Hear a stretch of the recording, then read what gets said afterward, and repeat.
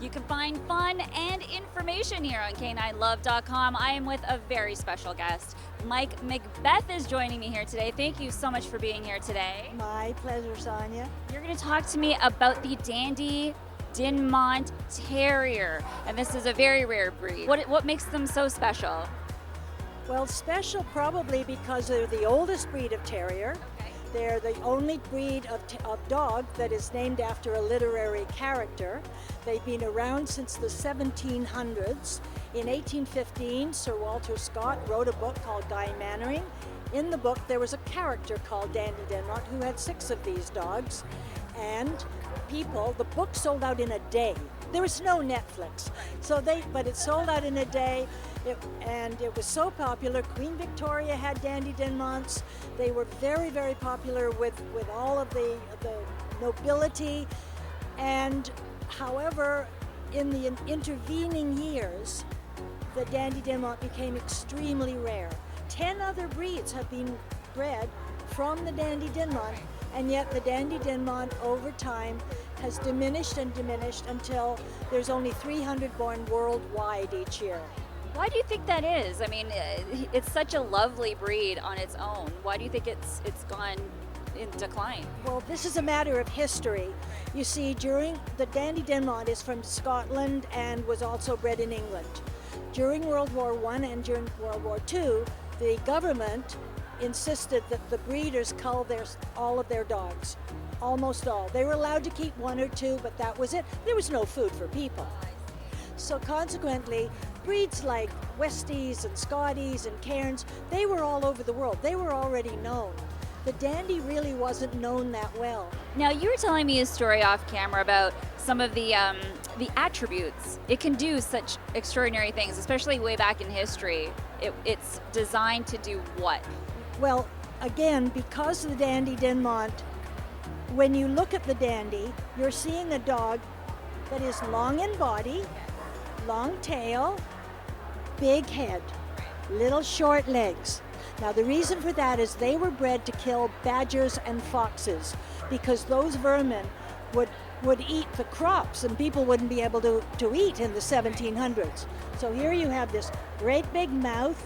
Look at these lovely teeth and the shock of hair to protect them from the badger. Strong, strong neck, incredibly strong neck, and this wonderful long body because they're basically shaped like a hole. They're a big dog with a short leg because they had to be able to go down the hole. The other terriers would go down a hole and yap, yap, yap, yap, scare the animal. The Dandy Dinmont had to go down, pull the animal out. And so they had to have stealth. This is why they're quiet. This is why we have our cuddling parlor, because Dandy Dinmonts are incredibly cuddly. And now this is my dog, so you would think, oh, it's only me that can cuddle it. But you can cuddle him. Anybody can cuddle him. That's why we do it, so people will come and cuddle him. It doesn't fuss. Of course not, because they're so calm. And yet if you want to go for a 5-mile walk, they're ready. You can, because they have the musculature to do so.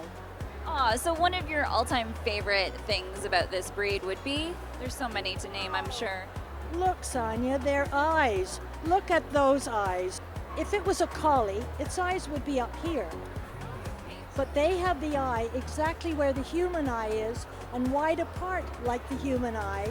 And those lovely, big, luscious, watery kind of eyes. They always say they should have a liquid eye. And Robbie Burns said, the Dandy Dinmont looks at you as if he's forgotten more than you ever knew. That is poetic. Now, you are the president of an association. Tell me a little bit about that. Well, it's the Dandy Dinmont Terrier Club of Canada, and what we're looking for, of course, is for people to become dedicated to this breed. Why would you want to rescue one dog when you can rescue an entire breed? It's a really great. How do we do that? How do we rescue this breed? We rescue this breed by encouraging people to have them, to breed them, and we've got to save them. Do they shed a lot? They don't shed. They don't shed at all. They're easy to care for. They have no hereditary diseases. They're very long-lived. I'm a dog show judge. I go all over the world judging. So I'm allegedly an expert on all the breeds. If you buy a rare breed, you won't have the problems that a popular breed has, because a rare breed is perpetuated by breeders who are dedicated to keeping their breed going. A popular breed is usually bred for money, and when profit motive comes in, unfortunately, there's changes. And where can we get more information? Well, you can go to our website, which is dandydinmont.org, O-R-G, and Dandy is spelled D-A-N-D-I-E, Dinmont, and you can get all the information there. Thank you so much, Mike. Stay tuned, everyone. We have lots more coming up.